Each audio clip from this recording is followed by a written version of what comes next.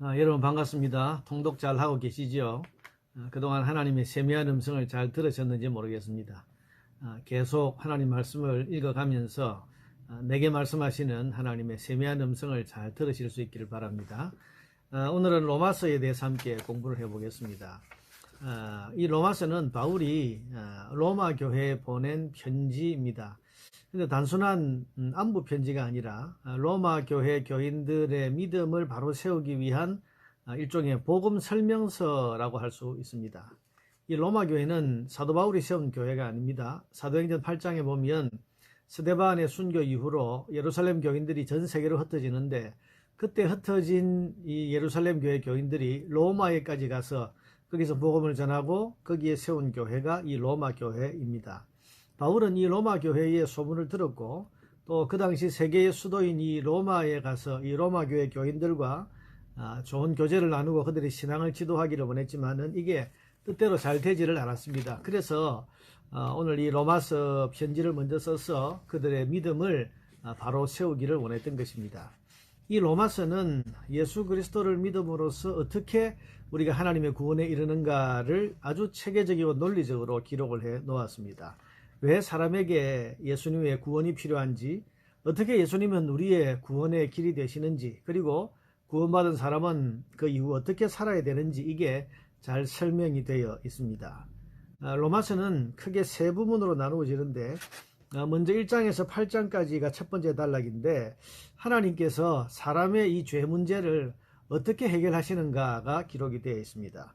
그리고 9장에서 11장까지는 하나님께서 구원을 베푸시는 섭리와 경륜에 대해서 설명을 하고 있고, 12장부터 16장까지는 구원받은 사람은 이제 어떻게 살아야 하는가가 기록이 되어 있습니다. 그래서 제일 처음에 나오는 1장에서 8장까지가 구원에 대한 이론적인 그런 설명이라면, 9장에서 11장까지는 하나님이 구원을 실제로 어떻게 이루시는가가 나와 있고, 12장에서 16장까지는 구원받은 자의 삶이 어떻게 해야 되는가, 이렇게 기록을 하고 있습니다. 이제 그 내용을 좀 구체적으로 살펴보면요, 1장 1절에서 3장 20절까지가 하나의 단락인데, 이것을 읽어보면 모든 사람이 죄인이라는 사실을 증명하고 있습니다. 먼저는 하나님을 모르는 이방인들이 죄인인 이유에 대해서 설명을 하고 있고, 그 다음은 하나님을 안다고 하고 율법을 가지고 있었던 유대인들도 역시 똑같은 죄인이라는 그런 이유를 설명하고 있습니다. 그래서 3장 10절에 가면 유명한 말씀, 의인은 없나니 하나도 없다.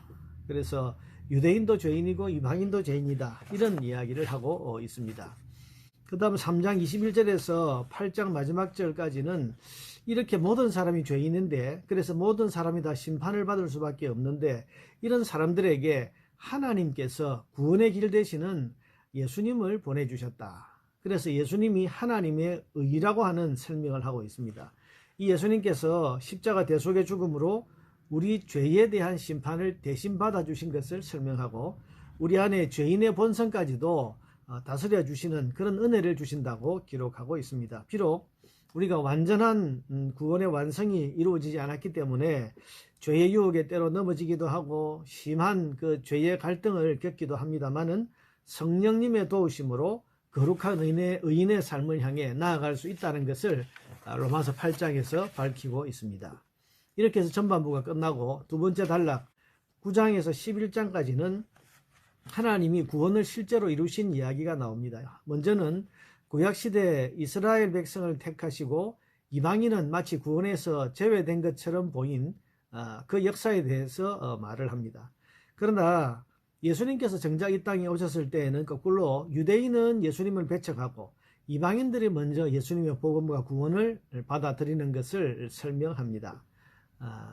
그렇지만은 이 이스라엘의 그 운명은 어떻게 되느냐, 이방인의 구원이 다 이루어진 후에는 하나님께서 언약의 백성인 이스라엘의 구원도 마지막에 다 완성하실 것이다, 그런 계획을 가지고 계신다고 설명을 해서, 이로써 모든 땅 위의 백성들을 하나님께서 구원하시게 되는 이런 구원의 섭리와 경륜에 대한 이야기가 9장에서 11장까지의 내용입니다.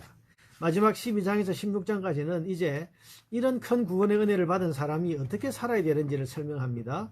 어떤 삶을 살아야 되는가, 그것은 한마디로 사랑의 삶입니다.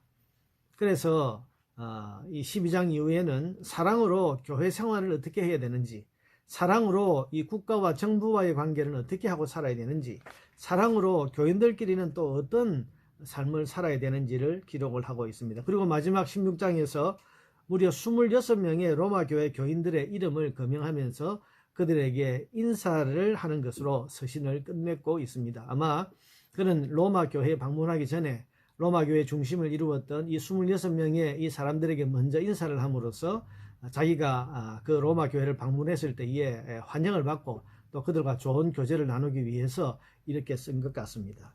이 로마서는 구원 교리에 대한 교과서라고 할 정도로 우리 구원의 원리에 대한 그런 아주 체계적이고 논리적인 설명이 잘 나와 있습니다. 그리고 우리의 삶이 어떻게 해야 되는가, 그래서 이론과 또 우리의 실천적인 삶에 대한 그런 좋은 내용들을 담고 있습니다. 이 로마서 말씀을 잘 읽고 묵상해서 여러분 구원의 온전한 지식과 또 믿음 그리고 그런 생활에까지 이르게 되는 그런 계기가 될 수 있기를 바랍니다. 감사합니다.